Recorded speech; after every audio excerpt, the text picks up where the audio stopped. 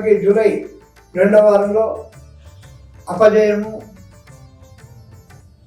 ఉద్యోగస్తులకు ట్రాన్స్ఫర్ లేదా పై అధికారుల చేత ఒత్తిడి, పారిశ్రామికవేత్తలకు ఇబ్బంది జరిగేటువంటి అవకాశం ఉంది.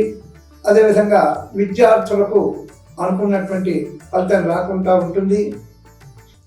ఈ 2వ వారంలో అంటే ఎంత మేలు జరుగుతుందో అంత కీడు కూడా జరిగేటువంటి అవకాశం ఉంటుంది. కాబట్టి సింహరాశి వారు జూలై 2వ వారం జాగ్రత్తగా ఉండడం చాలా ముఖ్యం.